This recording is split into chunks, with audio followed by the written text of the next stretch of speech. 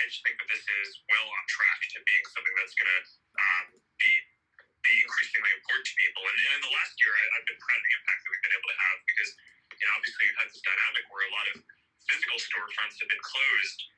So just making sure that people can continue to sell things on the internet has been very important for the health of these businesses.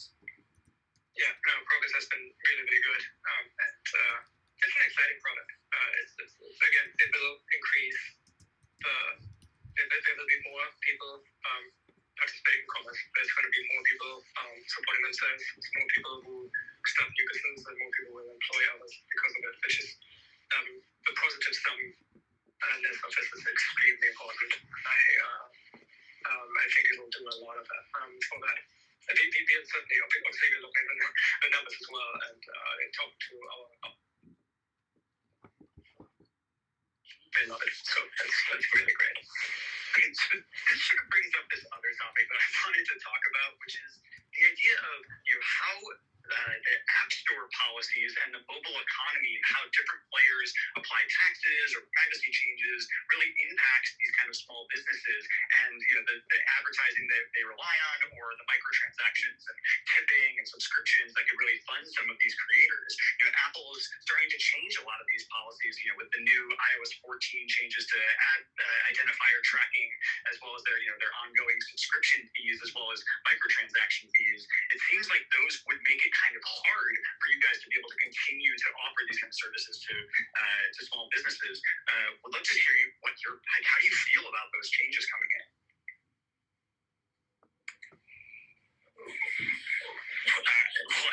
There's a lot to say about this, but I would separate out the impact to kind of our businesses as platforms compared to the impact to individuals and small businesses who, before some of these changes, I think, we're moving towards having the same kind of tools that previously only bigger companies would have had, and this imperils that. So, when it comes to the iOS 14 changes, for example, and their impact on our business, I think the reality is that I'm confident that we're going to be able to manage through that situation well, and we'll be in a good position. I think it's possible that we may even be in a stronger position if Apple's changes encourage more businesses to conduct commerce on our platforms by making it harder for them to basically use their data in order to find the customers that are more that would want to use their products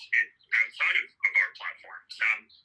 But the thing that I've been mostly focused on is that a lot of these changes are going to make it harder for small businesses and developers, and I think the situation is going to be challenging for them to navigate. And I just think it's one of the reasons why Facebook has been a bit outspoken on this is there's certain principles that we care about, and empowering individuals is one of them. And when I feel like people are kind of pushing too far on one of these things, I just want to make sure that we go and stand up for the people we serve. So whether it's a couple of years ago I went and I wrote this speech and delivered it at Georgetown defending free expression because I felt like that was something that was sort of under attack.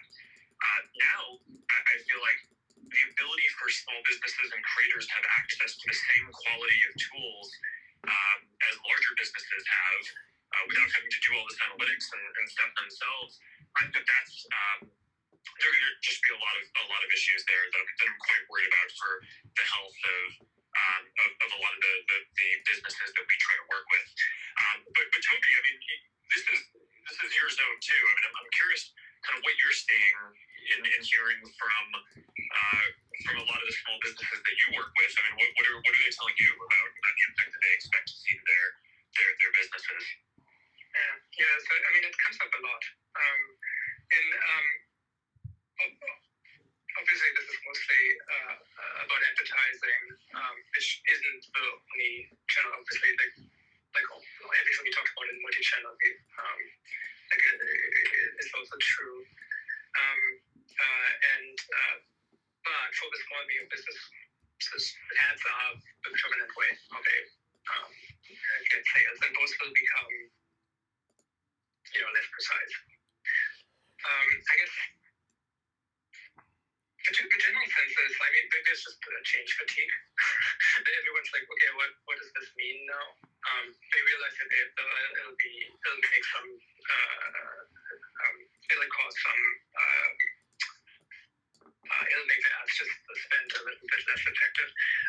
The thing I'm worried about the most, though, is that I've seen a lot of really, really great business. Some of our biggest customers start out as extremely niche products. Like it's when you do the Venn diagram thing, you have to find the intersection between 5 different Venn diagrams. It's like people will like movies in the 80s, 80s culture and Pokemon and jewelry and all those other things. And that's again how they get to that start. They then branch out from there later. And I think that specifically is going to be quite a little bit harder to do in the future, which is a second order effect of what I think Apple is trying to do.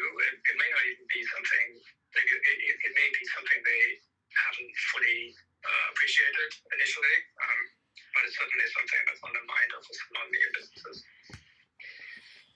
Daniel, I know that you guys deal with this too, with the subscription stuff, where Apple doesn't actually let you point people to the web version to subscribe without their fee. So you kind of either have to just give them that subscription with that added fee, which also means you have to increase your own price, which seems pretty harsh for the end consumer, or you have to leave it up to them to figure out that they're not supposed to subscribe to the app and go find it. And how you felt about that? It seems like that just doesn't have transparency in front of mind. Yeah, I mean, just to take a step back, though, I think we've spent the better part of, I would say, the last 20, 30 years to argue net neutrality. And what's interesting is that most of that dialogue, I feel we fought long and hard over, and now we're in this new kind of platform war where these platforms, and in particularly iOS, is now closing down a lot of the things that we associate with the internet. And I think that's a very scary development. And we're talking about something where, again, this is the primary now device that people access the internet. And the amount of restrictions that's being put on that in terms of what kind of, interactions apps or companies can have with its customers is pretty massive.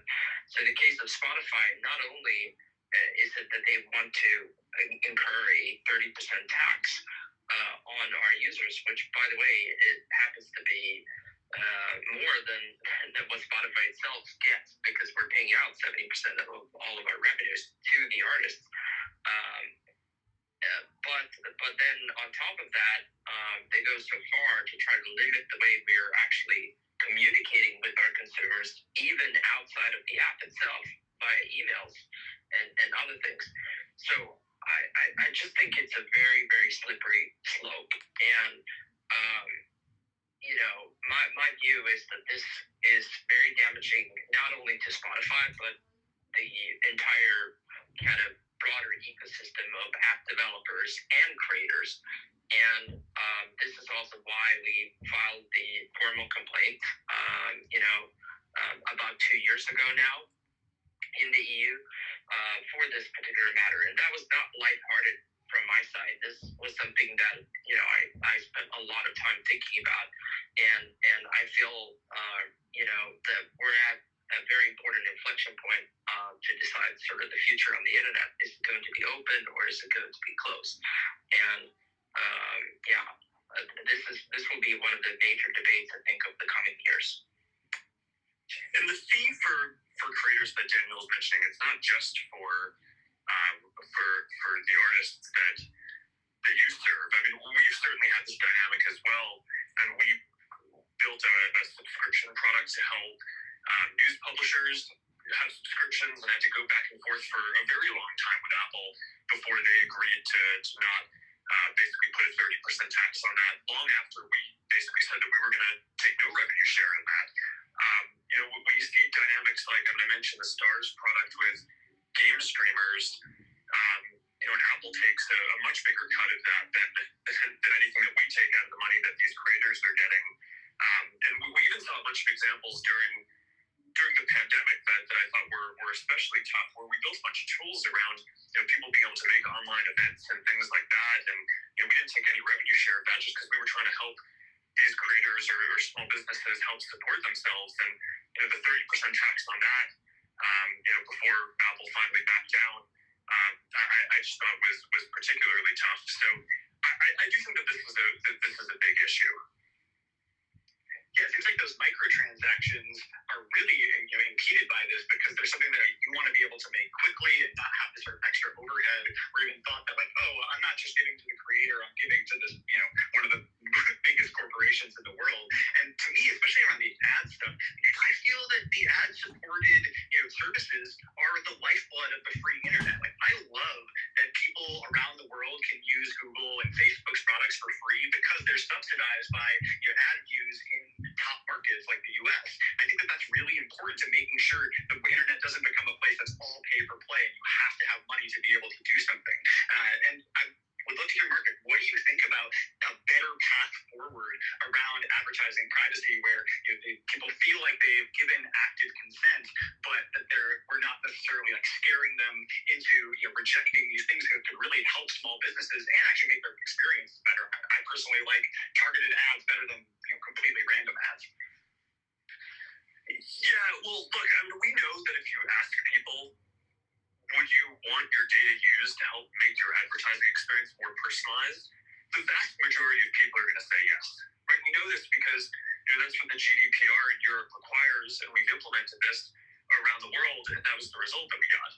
But of course, if you build a prompt that's asking if you want an app to track you around without having any sense of explaining basically what value you're going to get from that, then obviously that's going to discourage most people from participating in that. But look, I think you're basically right. I think if you want to give everyone a voice and give everyone access to content, a lot of people can't afford very premium services, although people do pay for different things. And I think the kind of time-tested model for that is having free services or free media that is ad-supported. And I think people accept that. A lot of people like that. And people get, for the most part, that if they're going to see ads, they want them to be relevant ads. And so you kind of have it from both sides, right? So from the consumer perspective, if people are going to see ads, they want them to be a good experience. From the small business and creator side, people just want to be able to reach the people that are actually going to be interested in what they're doing. There's the old advertising quote that when you advertise, you're wasting half of your money. You just don't know which half. But for the first time, the internet made it so that could be a bit more precise. And I think without some of this optimization, you just make it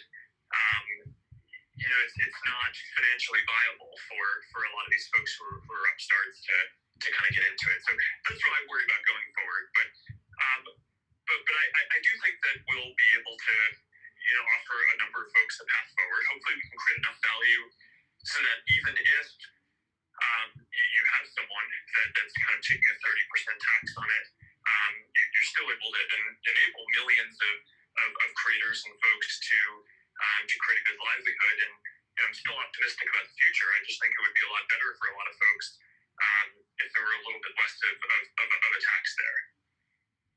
So I wanted to bring up Eric Nijikovsky, who was the co-founder and CEO of Pebble, the smartwatch company, that had a pretty tough time dealing with some of these policies around hardware, because I know Apple doesn't necessarily give third-party developers the same access to features or integrations with iOS that native hardware like its AirPods do. Eric, maybe you can talk about how you felt about dealing with that, and what you think needs to happen going forward. Yeah, thanks for inviting me up.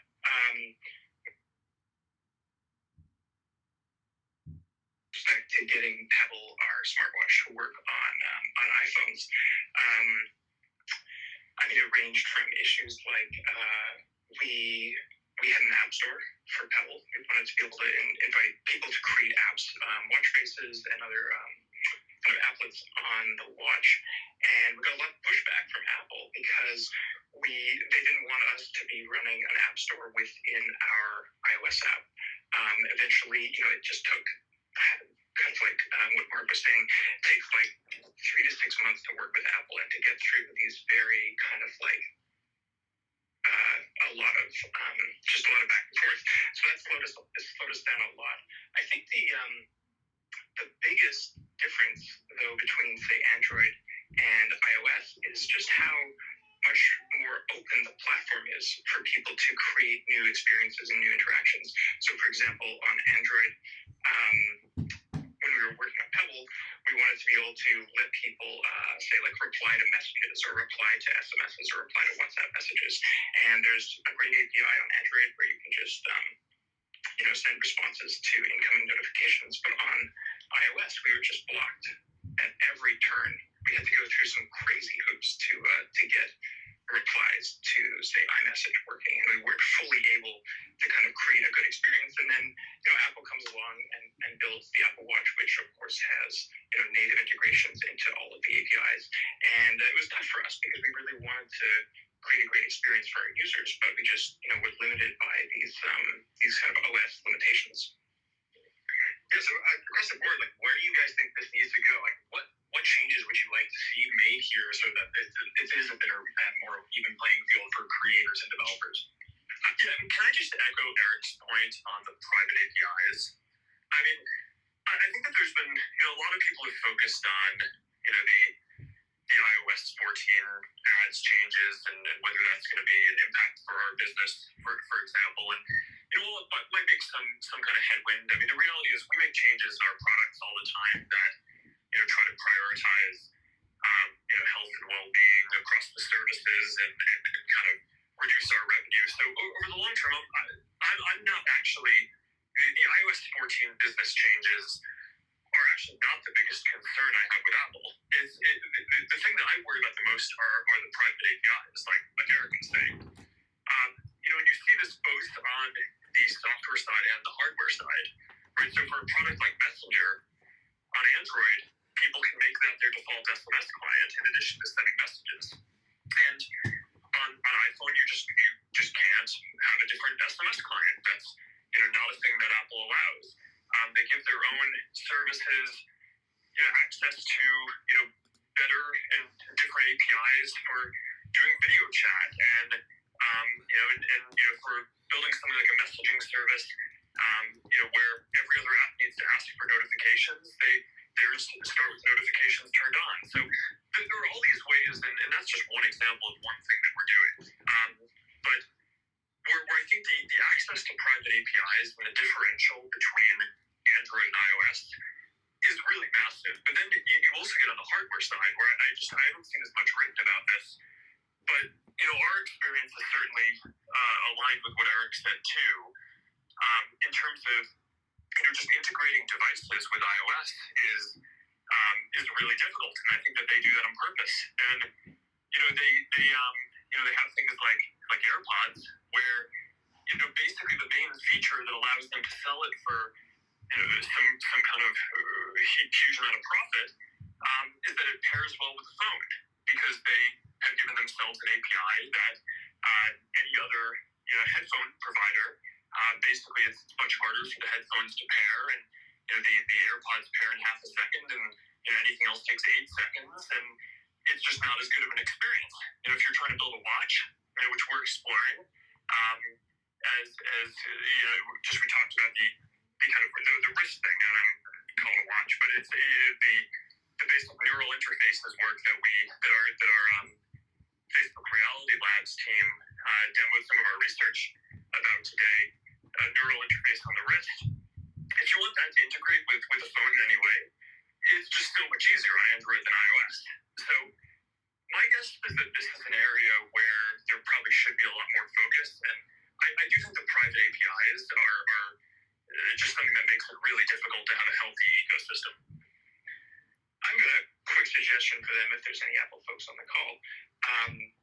Enable sideloading. If we were able to kind of create apps and really move quickly to kind of build new interfaces and new experiences, if there was a means of just inviting users to sideload the app rather than going through the main app store, I think that would eliminate a lot of these issues in the short term.